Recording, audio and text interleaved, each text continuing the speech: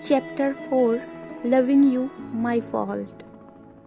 तो last chapter में हमने देखा था कि मिस्टर लिन चेंजिंग को अपने गोदी में लिटा लेते हैं और चेंजिंग पूछता है, मिस्टर लिन ये आप क्या कर रहे हैं। मिस्टर लिन बोलते हैं, हिलो मत और अब तुम्हें वही करना होगा जो तुम्हें मैं कहूँगा, और भूलो मत चेंजियांग ने क्या कहा था, मैं जो चाहूँ तुम्हारे साथ कर सकता हूँ।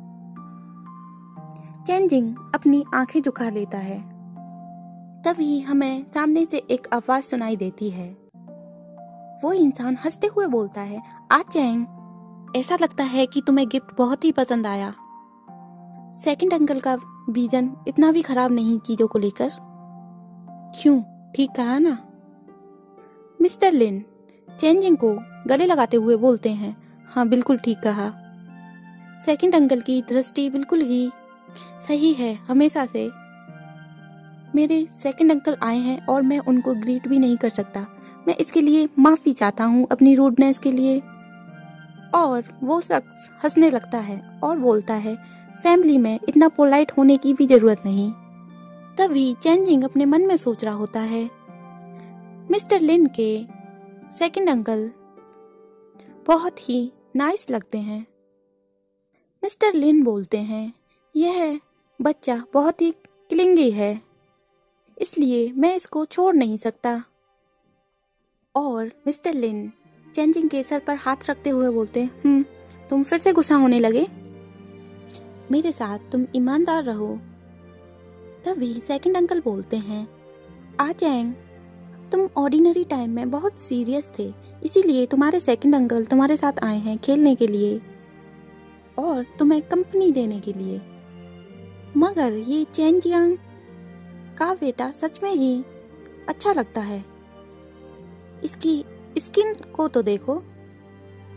सेकंड अंकल चेंजिंग का हाथ पकड़ने ही वाले होते हैं, तब तक मिस्टर लिन अपने सेकंड अंकल का हाथ पकड़ लेते हैं और मिस्टर लिन बोलते हैं, मुझे माफ करना सेकंड अंकल, पर मुझे साफ सफाई कुछ ज्यादा ही पसंद है और मुझे यह बिल्कुल पसंद नहीं कि कोई भी मेरी चीज को हाथ लगाए।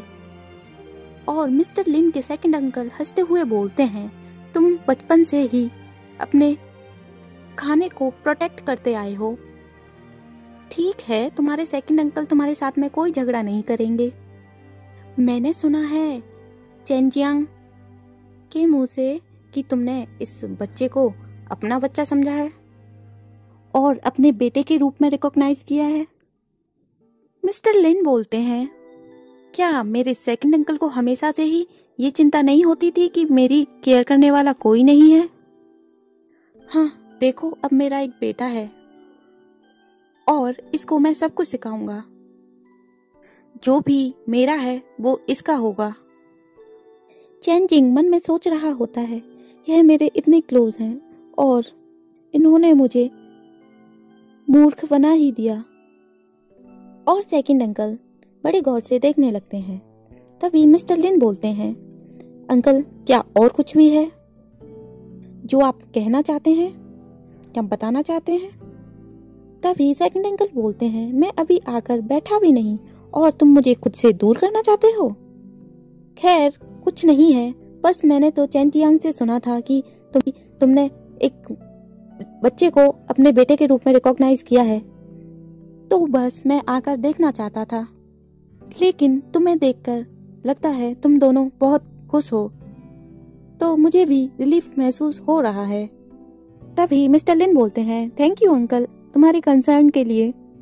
मैं अभी इरिक को बुलाता हूँ, वो तुमको बाहर तक छोड़ देगा। अंकल बोलते हैं, हम फैमिली हैं, यहाँ पोलाइट होने की जरूरत नहीं। और वह दरवाजे से निकलते हुए गाड़ी में बैठ जाते हैं। तभी अंकल का नौकर आके उनसे पूछता है, सेकंड मास्टर क्या हमारे प्लान में एक और बच्चा है? तभी अंकल बोलते हैं, एक अबंडन चाइल्ड और एक और अबंडन चाइल्ड मिलकर भी मेरा कुछ नहीं बिगाड़ सकते, और इस प्लान को ही कंटिन्यू करो। और यही अच्छा है कि ये अपना दिमाग खराब करे इस प्ले थिंग के साथ में। यहाँ पर वो मिस्टर लिन की बातें कर रहे होते हैं और बोलते हैं कि आज या कल सब कुछ मेरा ही होगा। और यहीं हमारा चैप्टर खत्म होता है। आगे के चैप्टर्स के लिए देखते रहिए स्टोरी बक्स।